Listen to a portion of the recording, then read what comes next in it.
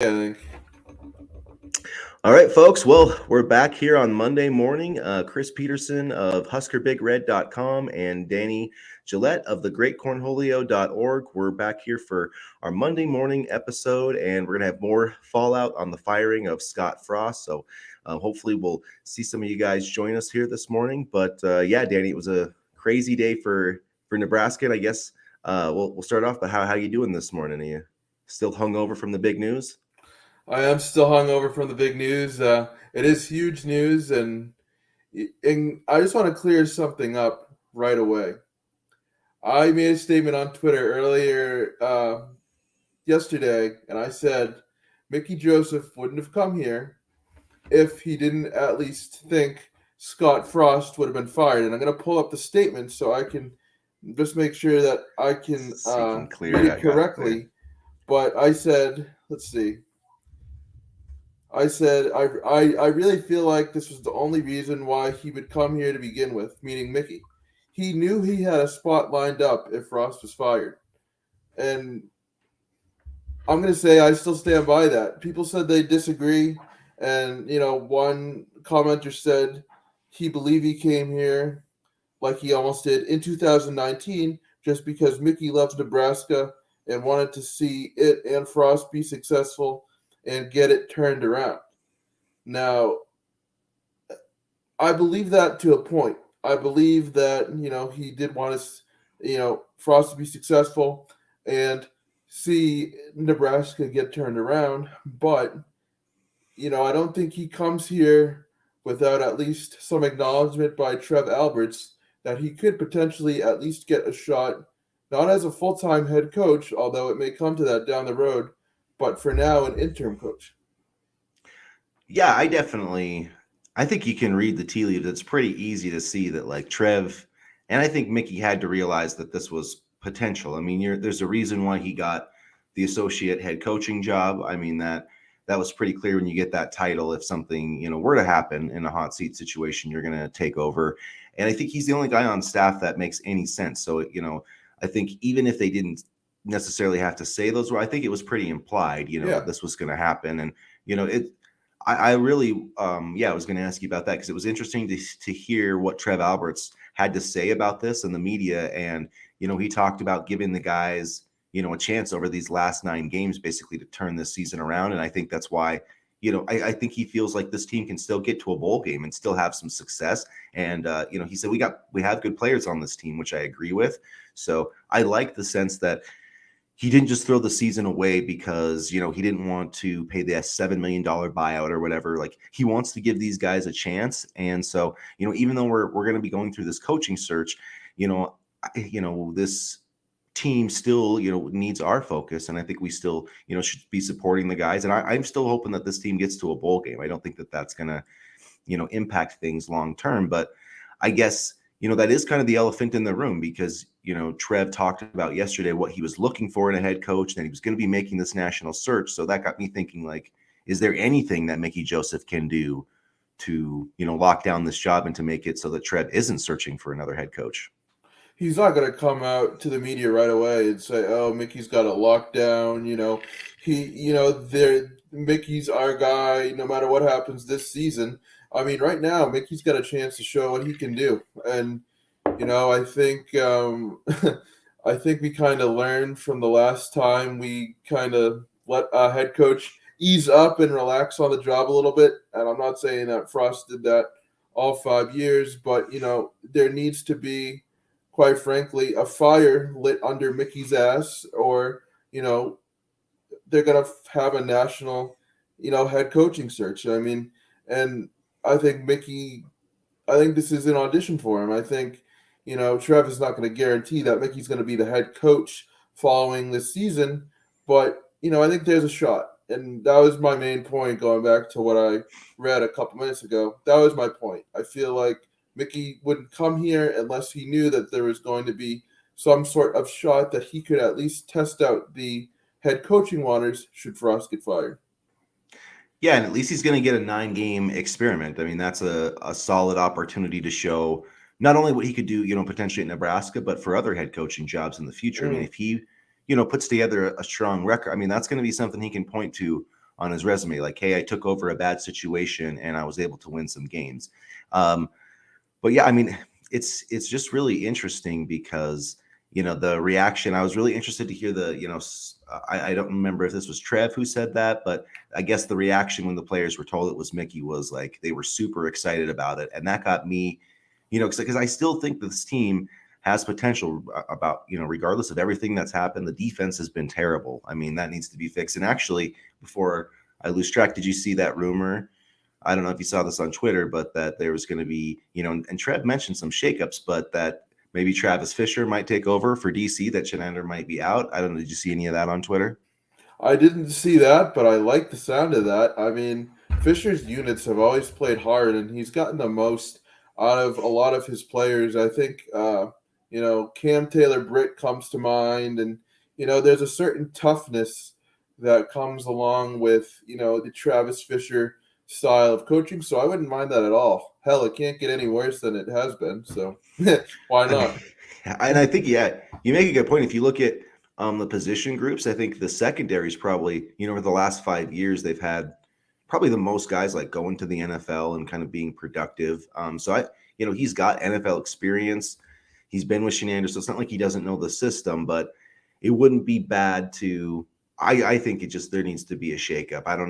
I just don't know how you sit there and try to call the same systems. I'm sure that Mickey's going to have some ideas about how to play the defense and stuff like that, but it would be nice to see somebody else get a chance. I just don't see how Frost gets fired, but Chenander still has a job, because he is just as much to blame, I think, for for Scott Frost losing his job. But it's at the same time, Scott kept him in place, and that was one of his biggest mistakes. And if you can't put together, I mean, a coaching staff is critically important. When it's not just about the head coach, especially in college football, because it's about recruiting and developing, and the staff just wasn't up to snuff, and the defense was bad for 5 years. So I really don't know how Shenander is still in this job. I mean, in year five, Because of last year. Last year saved him. yeah, and that was a huge mistake by Scott. For he should have just realized 3-9, like, we just got to cut bait, and maybe you could have kept some of the other position coaches, if you felt good about those guys. But they should have found another. They should have went to. I think what they should have done is, went and found somebody from the NFL. I think the best. I honestly think like some of the best coordinators in college are NFL kind of position coaches. Michigan's done that the last couple of times, and you just look at these teams like Ohio State, Alabama, they're running all these, and basically NFL style schemes. And I think you need guys who are going to disguise coverages. Nebraska doesn't do that. They know that, Georgia Southern could sit there and see that Nebraska was lined up 10 yards off the line of scrimmage every time. I mean, I could be wrong. It's not like I'm sitting there breaking down their coverage that much, but I don't think people are getting confused when they're playing Nebraska. I don't think they're getting surprised. And I don't think Eric Shenander is out scheming people at all. No, and I know I like to crack jokes, but there were times during the game on Saturday when I couldn't even see a Nebraska corner on the TV. They were backed up so far. And so I don't think it was any mystery what type of defense they were running. They were playing don't get beat for the deep ball, but let's let everything else through. And it was plainly obvious, and that's what I tweeted. They're playing back in coverage. They don't want to get beat, and I can see that for even the first half of the game.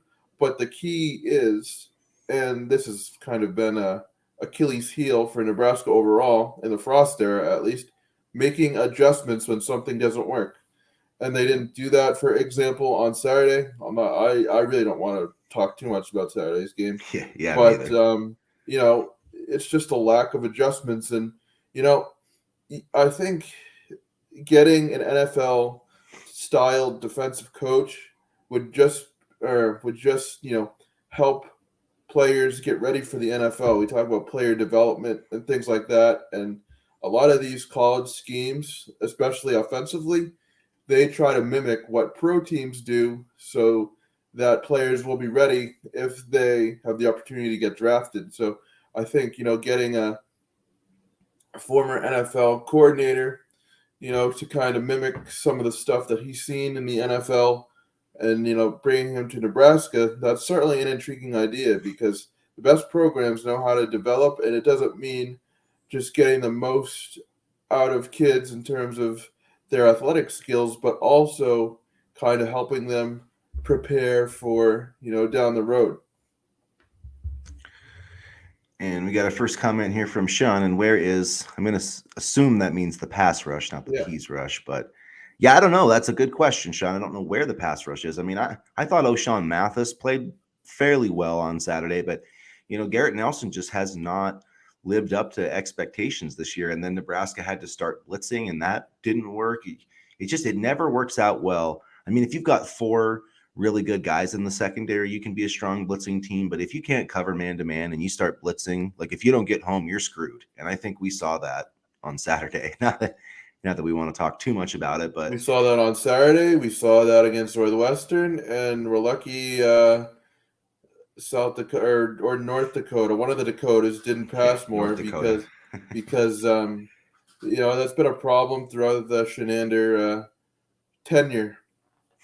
And really just that position, if you look at like Bo Pelini, always had some of those guys, and I'm blanking on, but I mean, they had Randy Gregory, Levante David wasn't a pass rusher, but they always had some sort of impact player on defense, and Nebraska they just haven't hit on recruits. And then the other thing too, I feel like, is they don't use personnel correctly. Like we've criticized Ty Robinson a number of times, but at the same time, I don't think Nebraska has had any clue on how to develop that guy. I mean, he came here as a defensive end. They tried to make him into kind of like a 5 technique. Then he became a defensive tackle. Now it's almost like they're trying to make him a nose.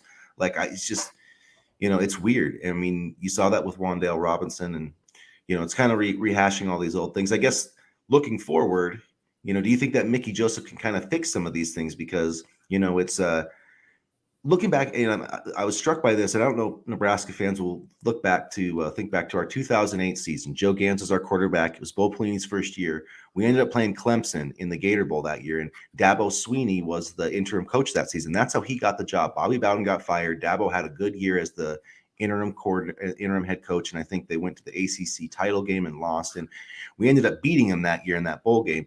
But that is basically Mickey Joseph's going to have to do something like that in order to get the job. I think he's going to have to win like 8 or 9 games and probably beat Oklahoma or something along those lines. But we've talked about with competency, do you think if Mickey does do that, I mean, would you kind of endorse him taking over that role, or do you think that Nebraska needs to go find a big time coach no matter what?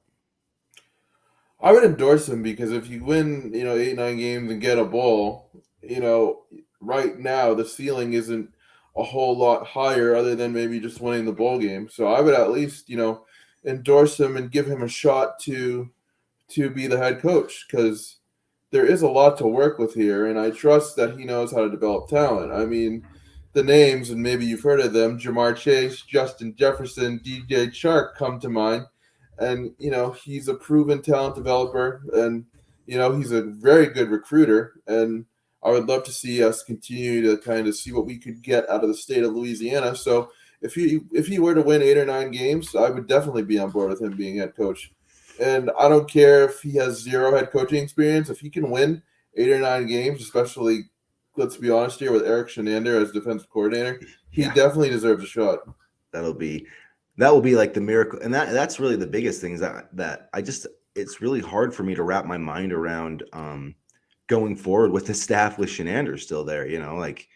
You definitely need to get a new defensive coordinator. That's why I would like to try Travis Fisher, because what if he works? I mean, just different play calling philosophies. It was like Trev said, a different voice, just a different priorities, different people. And, Mickey is definitely, I think, coming at it with a different sense of energy now than I think Scott was definitely wore down. I mean, I believe that Scott gave it his absolute best effort. I know that he wanted Nebraska to win. He obviously has been a player at this program. He grew up, watching this program. I'm sure he's still going to be cheering for this program, even though he got fired. He's still going to come back and be celebrated for what he's done as a player. And it just didn't work out. And I think his coaching hires and his inability to recruit, I think, are like the 2 biggest reasons why I think that this failed. I don't know. It's hard to really pinpoint it, but if you could pinpoint on 1 or 2 things, why do you think Scott Frost no longer has a job? Like, why this just didn't work out? I wouldn't say, first of all, I wouldn't necessarily say inability to recruit. I would say inability to put successful recruits in the ideal situations to succeed. I mean, you look at Wandale Robinson, and then he left for Kentucky, and what he did there. I mean, that was a missed opportunity. And then I guess you could say inability to recruit because I remember when we whiffed on, I think it was Keegan Johnson, and people were upset about that as well. But I would say the lack of being able to develop talent, and I feel like his own ego did him in because the perfect example, Northwestern onside kick. I mean, had he recovered the kick, had the team recovered the kick, he would have looked like a genius. But types of lack of game management and lack of situational awareness really, really hurt Scott Frost. And I mean, we already talked about hiring his friends, so to speak. That didn't help either. But lack of game management and inability to develop talent, I think, were the two things that really did him in. Yeah, and then Sean had another quote here or a comment talking about Garrett Nelson looked good against our offensive line in the spring, which we know the offensive line is basically trash, and that gets me up to a really good point on why Scott failed at Nebraska. He never could figure out how to win in the trenches. I mean, for 5 years, the offensive line sucked. And I'm sorry, the defensive line has never been good. I mean, we've consistently just gotten dominated in the trenches. I remember his first year, he said, the big thing was that like this team isn't quite ready to be a Big Ten team. And then they came back the next year and he talked all big and bad, like, yeah, this team's ready and we're gonna do this and that. And then they just was continually got their asses kicked. And now, I mean, Northwestern kicked our ass in the trenches, Georgia Southern, North Dakota. It's like that's what you got to get fixed. And I don't know who the coaches can to be that, but you've got to figure out how to recruit offensive linemen, how to coach offensive linemen. And for Christ's sake, we have to figure out how to get some defensive tackles and some pass rushers back on this roster. And I think it will. And I think it will become clear with a better scheme. I think maybe if some of these players weren't put in weird positions, such as covering wide receivers, then we might see different results. But I think a defensive tackle is a must. I mean, impact defensive tackle, not just defensive tackle like it says on the roster for the sake of having a defensive tackle. And then I feel like having athletic linebackers similar to like a JoJo type, but not just a linebacker that can come down, in the running game and make a play. But today's game, you need linebackers that can have the ability to, cover running backs and slot receivers. Now, that's not the only thing that they should be able to do, or else, like a Eric Shenander type defense, they need to be able to also be able to come down and make a play in addition to coverage. Yeah, and those guys, they're not hard to find, but they're extremely valuable. Like I think back, this is off topic a little bit, but like Patrick Willis is a guy who changed linebacker playing those 49er defenses when they had Willis and Bowman because they didn't have to play nickel. They could play their base defense, but their two linebackers were so damn good in coverage, they could put them out on a tight end, slot receiver, running back. And that's kind of what, I get the idea of Nebraska trying to do that. But even last year with JoJo Doman, I thought, like he was in a lot of tough situations where, like the Ohio State game, he was having to cover an NFL first round receiver almost every play. It's like that makes no sense, man. That makes absolutely no sense. I'll throw out another name that I enjoyed watching and I actually met and really liked growing up, but Luke Kuechly I always thought did a good job of doing that as well. Yeah. And but going back to your point on JoJo, I mean the Ohio State game was one of the best games I saw him play at Nebraska, but he was doing it all. Mm-hmm. He was doing it all, and I kind of knew once JoJo left that we might have some difficulties, and look where we are now.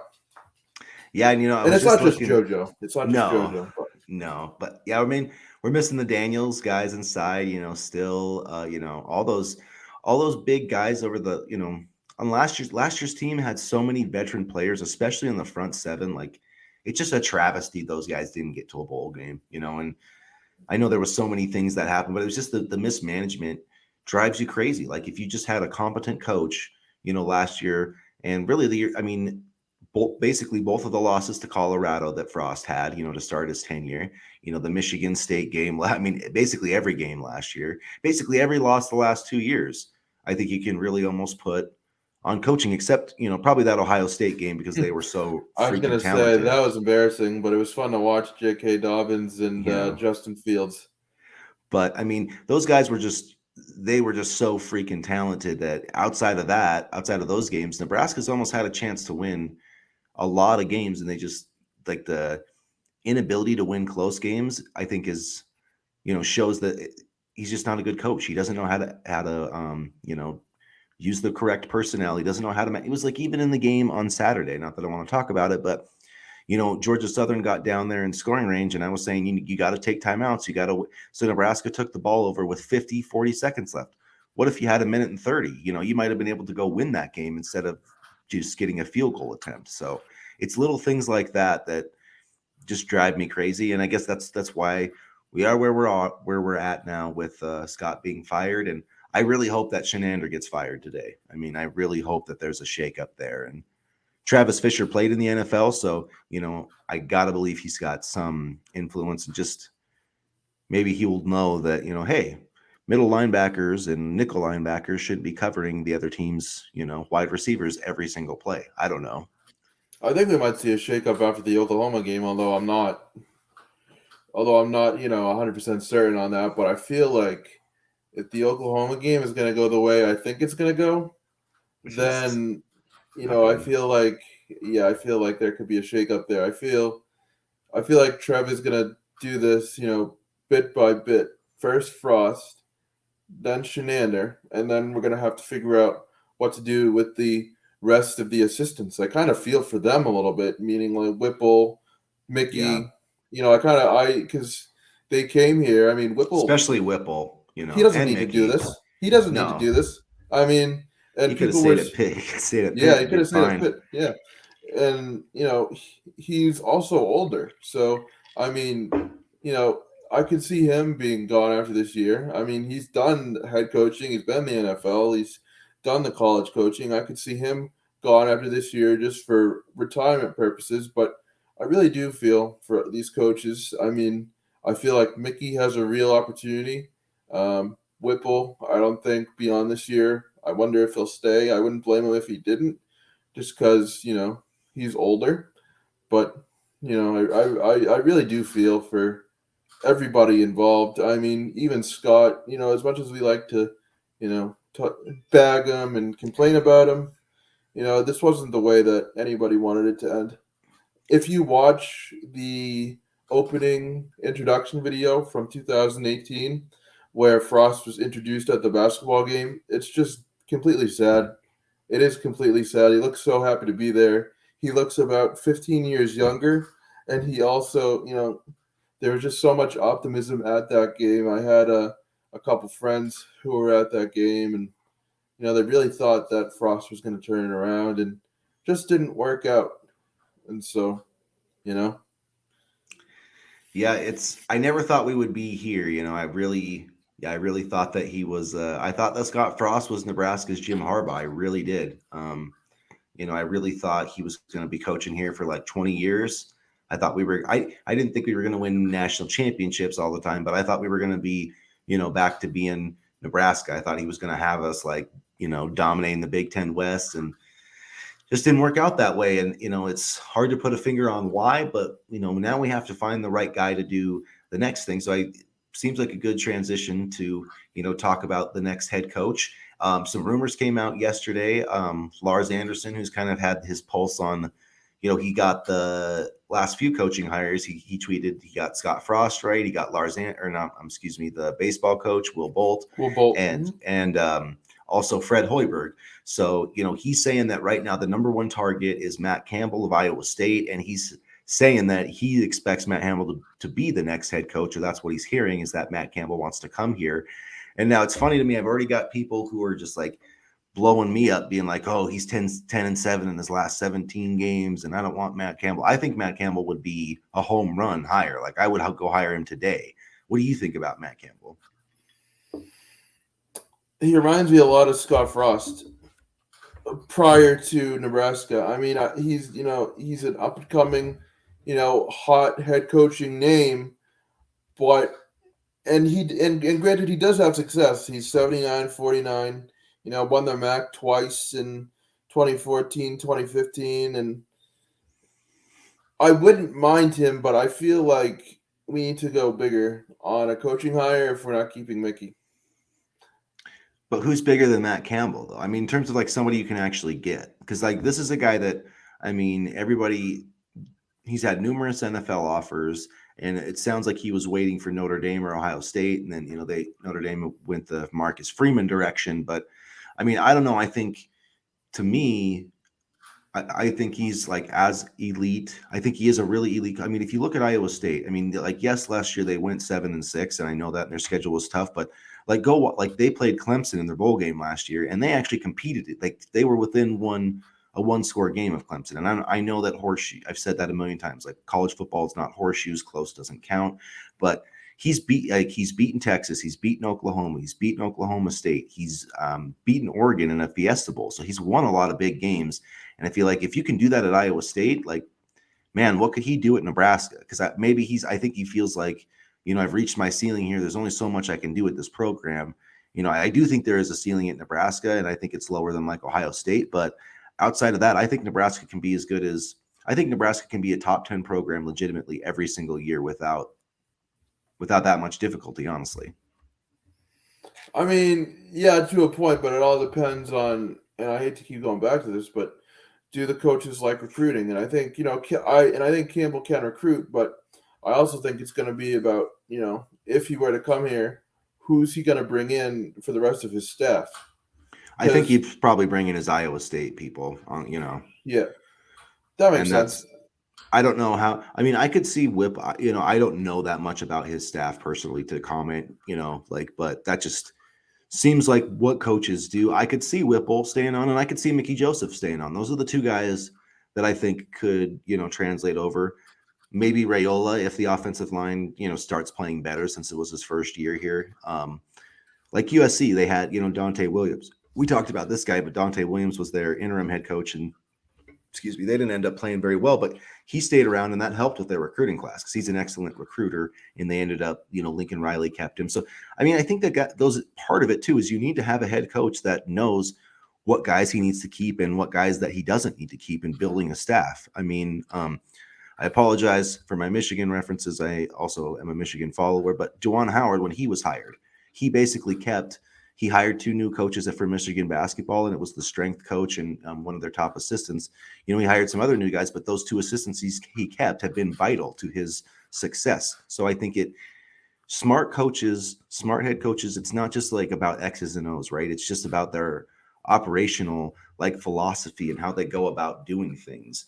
And Scott Frost, just his decision making, the way he made decisions, and I don't know, he made the wrong decision almost every single time, whether it was, plays that needed to be called, coaches that needed to be hired, players that needed to be recruited, or how they were played. They almost always made the wrong decision.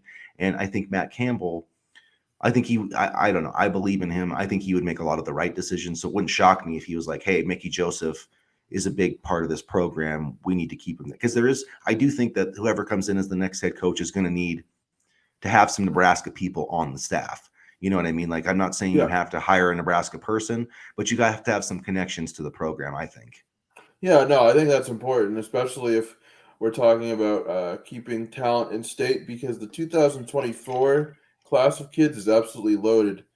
And so I know off the top of my head, Davon Hall, the wide receiver, I believe he's 2024.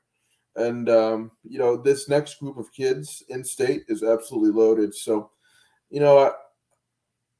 I'll just be interested to see how it plays out. I am on the no Urban Meyer train just because I don't think he'll come here to begin with.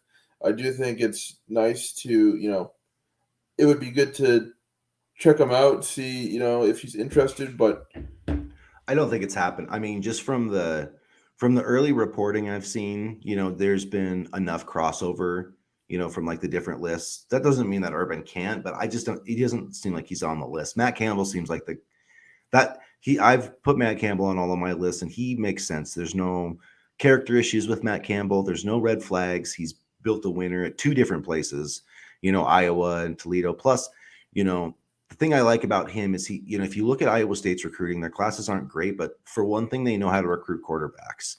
They got Chubbas or Chuba, however you pronounce his name. Sorry. Brock Purdy.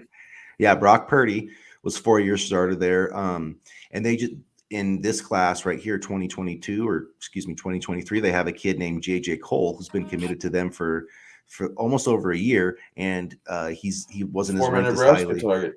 Yep, and he went and like was one of the top performers at the Elite 11. So like they're going to get another big time quarterback, and actually JJ McCarthy, who's Michigan's quarterback, their 5 star, who just is taking over their job, and who I think is going to be one of the best players in the Big Ten. Guess who his first scholarship offer was? Iowa Well, State, yeah, Matt Campbell, Matt Campbell. because he can evaluate. This guy can evaluate talent, and that's what you need in Nebraska. Because you're not going to this Nebraska's not going to ever have like 8 top 100 recruits like Alabama or Ohio State, or you know what I mean. Like you can get a few guys, and you can get 4 or 5 guys in the top 200 or whatever, but you have to be able to find guys in the 3 to 500 range that are diamonds in the rough that you can develop and that can get to the NFL. And I think he's done a pretty damn good job of that at Iowa State. And I really think he would do a great job here at Nebraska because there is no recruiting pipeline here. You've got to just, you've got to kind of make it up as you go. You've got to get kids around here. But I think he would do really well. But who else then? Like who do you think, like if you were Trev Alberts and you could pick anybody that you wanted and you knew they were going to say yes, like who would be your perfect coach?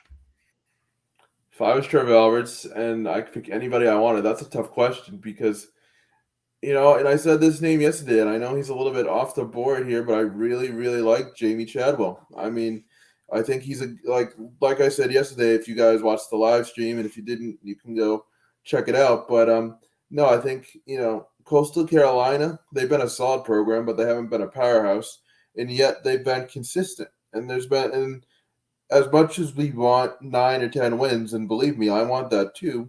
We just need to first start off with consistency. And I think, Chadwell would be able to bring it. And he says, need to stop bringing up Urban. He has more trouble than he's worth. I agree. And why the hell would he leave his cushy Big 12 noon job where he says 10 words and makes $10 million for Because he's Nebraska? But because he's a competitor, man. That's the thing. Urban Meyer wants to win, but no, I agree, Blake. I said in the chat, I'm getting off the Urban train. I'm officially getting off the Urban train, everybody. Okay, it's not gonna happen, and that's probably okay because I think he's the antichrist of college football coaches. But I mean, he does have a lot of skeletons in his closet, so to speak. but and honestly, one reason I was on the Meyer train is I didn't think that like I didn't think that Nebraska would have a will still be surprised if they do with Matt Campbell. But like if you had told me, hey, Matt Campbell's got a realistic chance of coming here, then okay, cool. I don't give a Yeah, crap about Urban Meyer. Matt Campbell has always been number one on my list, always. And I just think that because man, I could see him being here for a long time, and I think that he would get. I'm not going to say that he would get Nebraska back to like where it was before, but I think he could get it to the Bo Pelini level. You know what I mean? I would have a hard time believing that in today's college football environment that Nebraska will ever get back to what it was before. Yeah, no, never. It's not. That's not going to happen. Well, in any team, I mean, it's. I mean, look at Alabama. I mean, have they won 3 in 4 years? I know they've won a couple in a row, but it's damn hard, with these with the way recruits are anymore. But I do think that, like, to go on a tangent, but I'm really actually looking forward to the 12 team playoff. I think that's a game changer for Mm. programs like Nebraska. Because really, like all you have to do if you're Nebraska is win the Big Ten. Is like say you win the Big Ten West with a 9-3 record. Even if you're 9-3, if you go into the Big Ten championship and say you upset like a Penn State or Michigan or Ohio State, you're probably going to you'd be the Big Ten champ, so you are going to the playoff. So I mean, really, I think and that's going to give other programs an opportunity because right now, there's only 4 or 5 teams every year that can say, hey, like we're going to the playoff. And once that number starts expanding, I really think that that's going to help even things out a little bit with recruiting, not a ton, but a little bit. Because once you get to that echelon, it's like with college basketball, it's like getting to March Madness. That's why I love March Madness. I mean, Yeah, anybody can beat anybody on any given day, and you can have Butler almost beating Duke like they did back in 2010, and yeah. that's what I love about it. It's the parity and the opportunities it affords, these college basketball teams. But I was just doing some number researching on Chadwell here, and Yeah, he's we got off the Chadwell train. I like Chadwell totally. He's definitely one of my top candidates for sure. 32 and 19. He finished 11 and 2 in 2021. I mean, the only down year he had, he was 3 and 9, 5 and 7, and then 11 and 1 in 2020. He's had seasons of 10 and 3, 7 and 4, and he won the Victory Bowl with North Greenville with a 9 and 3 record. In 2010, he had an overall record of 22 and 14 at North Greenville, and right now he has a 32 and 19 record at Coastal Carolina, 92 and 54 overall, and he's won a Sun Belt title in 2020. And if we learn nothing about the Sun Belt this weekend, it's that they can play. Yeah, man, sign me any coach that has a conference championship. Like, sign me up for it. Because like any FBS conference championship, I think is a big deal to win it. And yeah, and I may be wrong on this, but I'm pretty sure that Chadwell was part of the process of taking Coastal Carolina up to FBS. I don't think they started as an Yes. FBS program. Yes. So like he literally had what's akin to almost like a franchise, an expansion type program, and has built it up into a pretty I mean they're getting talked about. I don't think they've lost yet this year, right? No, nope, they're 2 and 0. So I mean, people have been talking about that they got a pretty good quarterback. I'm blanking on the name, but people have been talking about them as like a bowl team, a team that could get the crash the New Year's Six party like Cincinnati last year. So I I think Chadwell would be good. My concern is that he wants to stick in the SEC area, but again, that's total speculation. I have no idea. I thought he would have been a good candidate for like LSU. If I was Auburn, man, I would hire him. I would fire that guy here from Boise, and I would go get Chadwell. But If that's I was another topic. LSU, I would have fired Brian Kelly and rid Brenton Chadwell right now. Dude, Brian how Kelly's in over his head. how funny was it though that so on last Monday, I saw all the Notre Dame fans were giving shit to the LSU people about Brian Kelly, and then a few days later, it was the LSU people doing the same thing because they turned around and lost to Marshall. So it's like neither one of them is. Brian Kelly should have just stayed where he was. Marcus Freeman's on a snake, so that's I give him more credit that than Brian Kelly. I You remember really don't his like Brian Kelly at all. You hate no, Brian he's Kelly. he's an embarrassment to Worcester, Massachusetts. I mean, he flies down to LSU, right? He flies down to LSU. He probably practiced his fake accent on the flight, Oh does my that god. stupid fake accent at the basketball game, and what does he have to show for it? Nothing so far. Nothing, nothing, nothing. And it's Plus easy all to the stupid dances, man. Those are ugh, horrible. and it's easy to succeed when you're Notre Dame and you play Holy Cross or whatever, and you get to a real game and get absolutely blown out. Like, he isn't way over his head. But I'm getting on a tangent, and Chris, you need to bring me back down to earth because Here, I'm gonna put my comment up here so everybody can see that I'm saying officially I will not bring up Urban Meyer again. I'm I done. love you, but thank goodness. But now you guys are gonna have to get listen. Now I'm gonna be on the Matt Campbell train because I feel like that's coming. But the other name now mine is Chris Petersen. I'm not mentioning myself. I'm saying Chris Petersen SEN. Yeah. Although all Chris Petersens I have to say are pretty smart, so I think he'd be a good hire for. But no, somebody brought him up on the stream yesterday. I can't remember Yep. who it was, and that name clicked in. I've really got that. I really think that Trev Alberts should call him because I remember now last year it was Texas. I think it was TCU or Tech. I think it was the TCU job when that came open. There was like rumors that he was interested in coaching again, and then they ended up going. They got a Texas coach or whatever. But like, man, if you could get Chris Petersen, because like he took Washington to the college football playoff. Like he's won major bowl games with Washington and Boise State, and I feel like he could do well in Nebraska. Didn't he take them to the playoff multiple times? 2016. Just one, they won multiple Pac-12 titles under it. So they went to like they won they made the playoff, and then another year they won the Pac-12 and like went to the Cotton Bowl. So they went to two major bowls is what you're thinking. They went 12-2 in 2016. They lost in the Peach Bowl. Is that part of the Yeah, that was playoffs? that was to Alabama. And then they went 10-4 in 2018, and they lost in the Rose Bowl. Yep, that was I want to say to Ohio State. Yeah, so certainly not a slouch opponent by any means. But you But I look mean, at it, two Power Five conference championships in like 3 years. That's or no, back-to-back years. you look at his coaching, resume at Boise State. He finished ranked, 4 out of the 5 years he was there. I certainly remember the Fiesta Bowl and the Statue of Liberty play. I think I was Yep. 11, but I remember that. And then, you know, he the last year he was at Boise State, he finished 8-4. So I mean, there is a track record of success there, and I believe, if I'm not mistaken, and you can correct me on this if I'm wrong, but those were the Kellen Moore years from '06 to 2010, I think it was.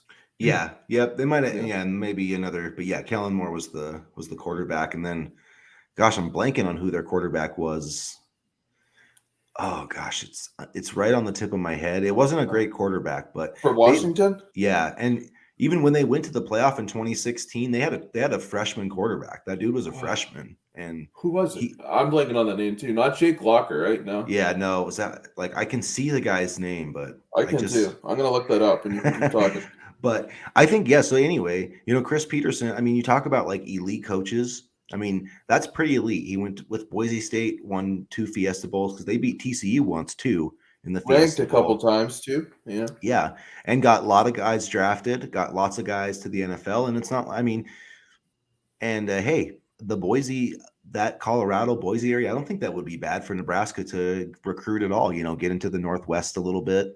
Um, I mean, hell, Washington might be part of the Big Ten here in a few years. So Jake Browning was the Washington Jake quarterback. Browning, okay, yeah, that makes sense. But yeah, and they didn't. I think they lost to Alabama like 24-3 or 31-10. It wasn't Yeah. terrible though. They didn't get just like they didn't get totally wiped off the mat. It wasn't like Notre Dame in the Monte Teo year when they just got embarrassed by Bama in the title game. Oh, that was Have you watched miserable. the Have you watched the Monte Teo doc on Netflix? I haven't watched the Manti Te'o doc, but I should. You should. It's worth it. It's like, I've dude, how did you not know? I don't know. It seems like I think he did. I think he was confused, but I think he was also trying to play it up for his Heisman campaign. and it kind of worked a little bit. I mean, he Because did it's have a like, good dude, season. how are you saying that you've never met this person before in your life and you're being like, oh, I'm honoring my season for her? Like, come on, dude. You did that for the cameras. And now And it kind of worked. I it mean, a did, little bit. yeah. Because somebody on that documentary, they're like, he had a good season for a linebacker, but they're like, if he didn't play for Notre Dame and if this didn't happen, there's no way he would even make Yeah. the ceremony because he wasn't anything special. No, he wasn't, but Good that player, was though. I mean, good player, yeah. but But that was just smart PR move on his part. Notre Dame, baby. Hey, there's a reason they haven't had to play in the conference. They still got people convinced there's something special, and they're not. Well, you see what happens when they actually play opponents in conferences, so I can see why they haven't played anybody in conference. Put them in the Big Ten West. That'd be something, wouldn't it? That'd That'd be be all fun. right with them in US. That would be pretty sweet if you had Notre Dame and man, like just not based off recent results, but just off of name, USC, Nebraska, Notre Dame in one division. Like holy shit, you could sell it. Then You could sell a lot of TV money or get a lot of TV deals with that. then Miami, Penn State, and Oh, you're throwing Miami in the Big Ten now? Miami, Penn State, and then somebody else in another division. Oh man, That'd be nice. Like there's certain Pitt. names. Pitt. Yeah, That's who they should get because then you could have Pitt and Penn State rivalry. there's certain names where even if we don't like them, it wouldn't be bad for college football if like certain teams were good. Like for example, and I think it's coming up, USC. Yeah, You they look know, pretty good. Miami. I mean, they've looked pretty good so far. There's certain teams, certain names that could generate more interest in college football and bring back Nebra- the glory days. Nebraska, Nebraska's one of them, man. yeah, God, we got to get but there. I think uh, I think we might have to wait a little bit. But We got to get the right coach. That's Miami. I think has the right coach. I do too. Which everybody. But the thing about Mario Cristobal though is he's like legitimately done this. He went to Oregon, won big. He's one of the best recruiters in the country. And Miami is one of those programs where it's like, dude, if you literally can just recruit the kids that are within 30 miles of campus, you're good. That's all you got to do. Just keep those kids in Miami, and you're good. You're going to compete for ACC championships every single year. And he's from there, so like he knows the area really well, and Yep. the name Miami still means something to a lot of these kids. Yep. Do recruits care about the Tom Osborne days? No, No, probably no. no, they Some probably don't even know do. who he is. Some in Nebraska, I think, do. Not a lot, but some in Nebraska still, I think, do. Um, but yeah, that I wanted to talk about this earlier, and I kind of put on the back burner. But what do you think about looking at this 2023 class? We were talking about like defensive linemen, and then I'm looking and I'm like, we got Riley Van Poppel. I've heard that Michigan's going to try to make a push to try to get him flipped. We just had Cameron Leonard. Marion Miller. Like if we lose Mickey Joseph, he's not coming. I don't think. No. So I don't know. How worried are you, or are you worried at all about the 2023 class, or you just think that that's like just part of the process and there's just nothing that can be done to really save it?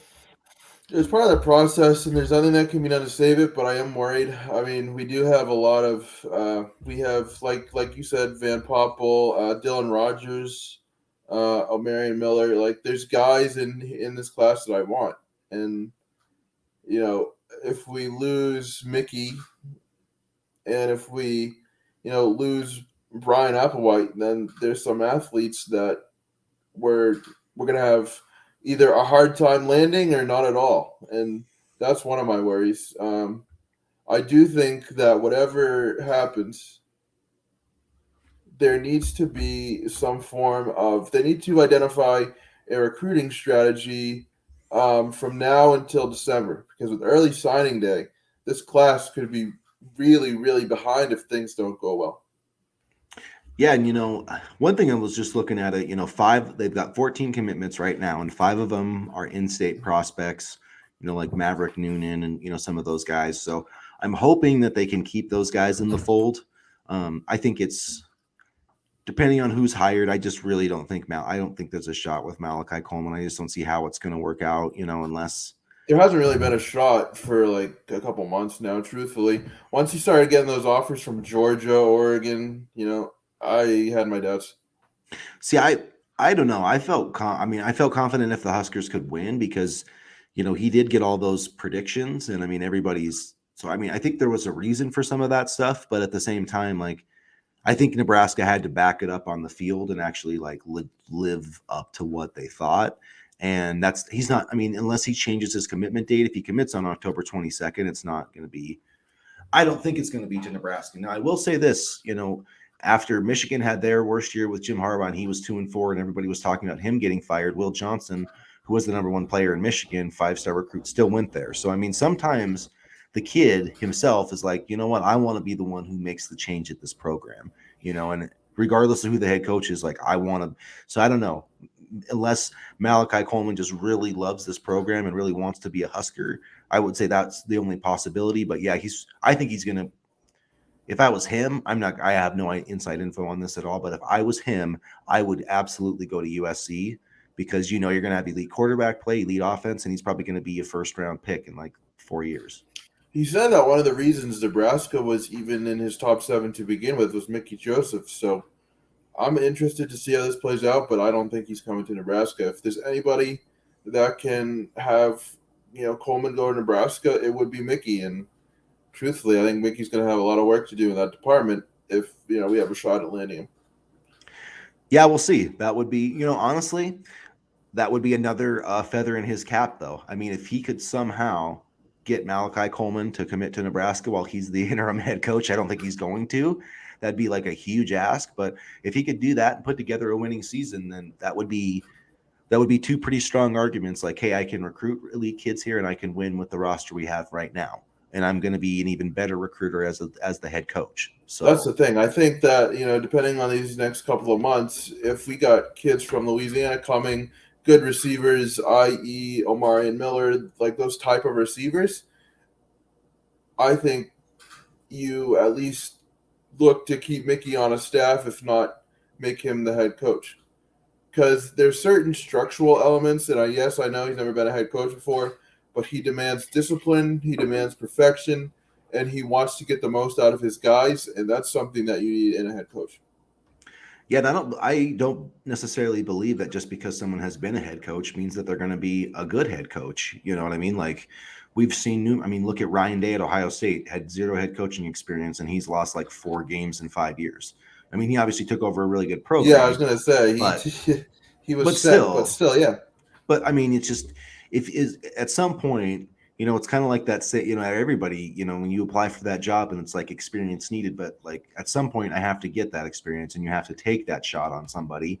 And I think that that's why this is a really savvy move by Trev Alberts because he gets a whole season to see what Mickey Joseph can do without having to, like invest in hiring him as the full time head coach. I mean, if the players love him and everything turns around and they start winning every game, like why wouldn't you stick with him? I don't know if that's going to happen. I mean, there's a lot of flaws I think in this roster, but there's a reason we all thought this team could win 8 or 9 games at the start of the year, though. Like for real, The this off offense. the offense is really good. The offense is really good, and I feel sorry for Casey Thompson, man. He's probably like kicking himself that he chose to come to Nebraska because he could have probably went somewhere else and been, in just as good of a spot. Same thing with Trey Palmer and Anthony Grant. Yeah, I mean, although Anthony Grant, he's such a dynamic player that I think he would have succeeded anywhere. But I mean, it's going to be interesting to see what this program does. Like, if this program shows signs of life, I could see them retaining Mickey because of that um, recruiting element that he brings to the table.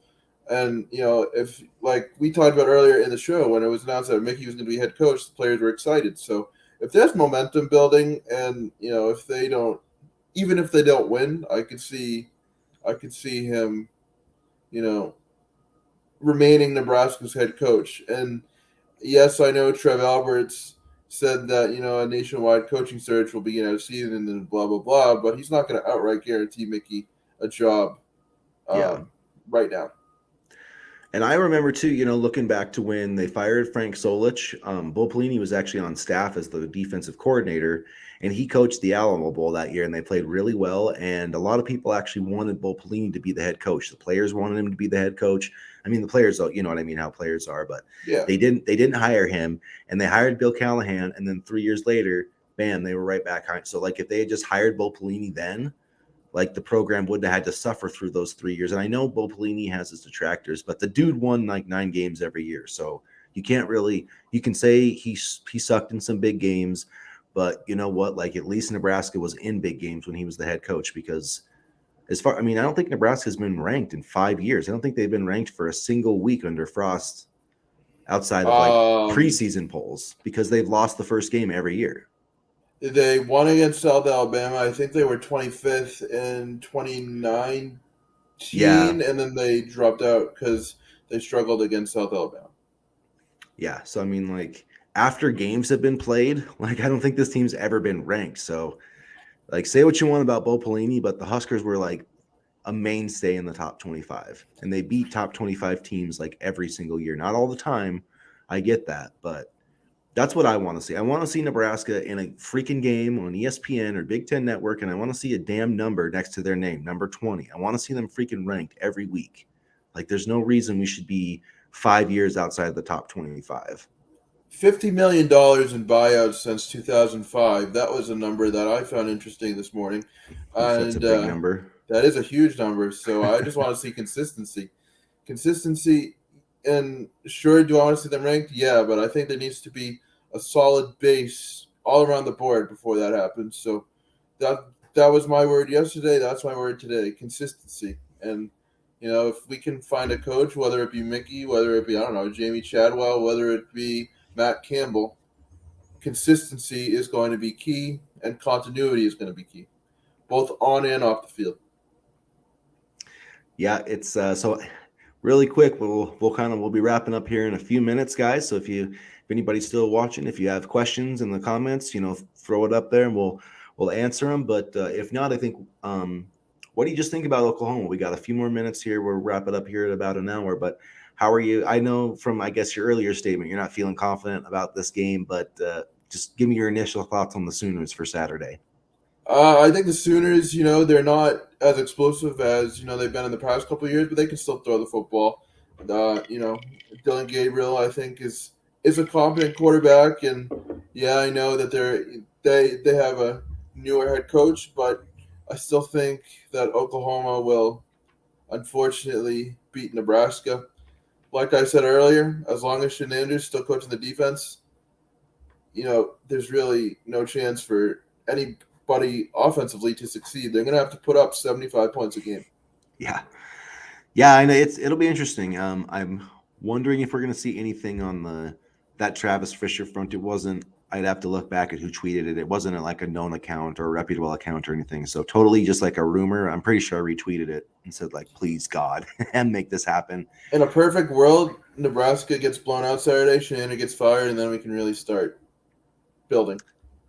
See, my perfect world is fire Shenander today, give Travis Fisher the job. Travis Fisher stops running all these dumbass defensive plays, and Mickey Joseph gets everybody pumped up, and we pull the upset of the season on Saturday, at least for Nebraska. Because if we beat Oklahoma, that would be awesome. I mean, that would take away some of the pain of all this crap that's happened the last 5 years. Oh yeah, for sure. And same thing goes, I think, with the Iowa game and things like that. But right now, I just have no confidence in the defense. We have the athletes, we just don't have the scheme. Well, we have the athlete. We need to get better athletes at linebacker, like you were saying. The secondary athletes, I should say, Yeah. Secondary. The rest, I don't know. Buford, man, Marquez Buford. I got to give that guy a shout out. Yeah. He has played really well. 2 interceptions on Saturday. Like that was another thing. Nebraska was +2, and you're +2 against a team you're a 23-point favorite, and you still lose. I mean, that's why Scott doesn't have a job, though. But come on. Yeah. No, it was just bad, and Clay Helton, he's turning Georgia Southern around. I mean, there is a sense, Georgia Southern seems to be on the right track with the air raid style of offense, and it just goes to show what can happen when a new voice is in the program. Yeah, I'm excited to see Mickey because, like, I don't know. It's just people always want to say, well, this guy's going to be great and this guy's going to do that. But, sometimes it's just, you need someone who's going to connect with the players, who can recruit, and who's a smart coach. And we don't know if Mickey's a smart coach yet. I mean, I think from his player development, but, we haven't seen him manage a game or call plays, but you don't need any of that stuff. I mean, John Harbaugh for the Ravens never called a play in his life. He was the special teams coordinator. And look how good he's been, so like, I would have no like if Mickey worked out, and then you could just keep Whipple and the basically the offensive staff, Brian Applewhite, who I think has done a great job, then you wouldn't lose a bunch of your recruits. Then just go use your money to invest in a legitimate defensive coordinator, like get the best defensive coordinator money can buy, and load up your defensive staff and try to go from. I mean, I don't think that that's a horrible idea if it goes that way for Mickey, and if Mickey wins a lot of games and he turns out to be a good coach, like why wouldn't you just stick with him? The pieces are there. It's just about execution, and it seems like we've been saying that for the past 5 years. But I mean, it'll be interesting to see how this all plays out. I think we're going to have a lot more opportunities to record videos and write articles over these next couple months. I will say that. Yeah. But, I mean, I just can't believe it happened. I can't believe it. I'm glad, though. Props to Trev. I think it was the right move, and I think that even the people who say that they're never going to watch Nebraska football now because Scott Frost got fired, I think they'll come to see that too someday. So I hope so. But, before we go, everybody who's watching this, streaming with us, thank you so much for joining the stream today. Make sure, you subscribe to our channel because we'll be having, more streams and more videos coming up here soon about the Huskers. We'll have, another one later this week. I'm not sure if we'll do a live stream or just put out a video record, but we'll have, our previews and our kind of predictions and keys against Oklahoma. But you can find more of our content all the time. Danny is always putting out great blogs at thegreatcornholio.org. So, check him out. Check me out at huskerbigred.com. If you're into the podcasting instead of the videos, check out the Husker Big Red podcast on Spotify and Apple, wherever else. But like our page, get into the comments section. You can see Danny's got his Twitter bio up there. The NEB Cornholio, the Great Cornholio, play on the Beavis and Butthead. Yeah, absolutely. But with Nebraska, so it's awesome. I love it. Get it, everybody, because corn. Everybody loves corn, man. Corn. I got Oh that. boy, now you're gonna get it stuck in my head. Dude, it's been stuck in my head for months. I can't, every day I'm like, hey, it's corn. It's Maybe the got the corn kid will be juice. added to the staff, and he can provide that energy and excitement that we've all been missing for goodness knows how long. Dude, the corn song, that should be like our theme song. Lifelong Oklahoma fan here. Urban Meyer's way too sketchy. No horrible compass. Husker fans deserve better. You will get your guy. Well, thank you, Stacy, as an Oklahoma fan. I hope Thank we you, beat you Stacy. on I Saturday, appreciate it. though. But I hope it's a good game. I hope we can keep it close on Saturday at the very least.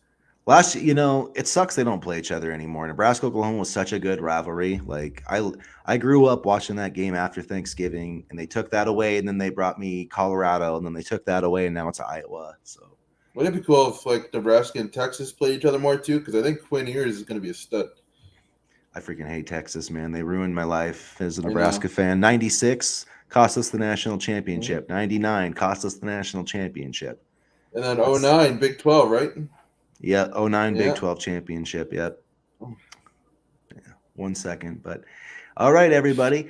Thanks again for joining us on the stream. We'll let everybody know when we're going to do this again. But it was fun hanging out with you again, Danny. And Absolutely. we'll have some more Huskers talk for you this week. And as always, here at the Husker Big Red YouTube channel, thanks again and go Big Red. Go Big Red.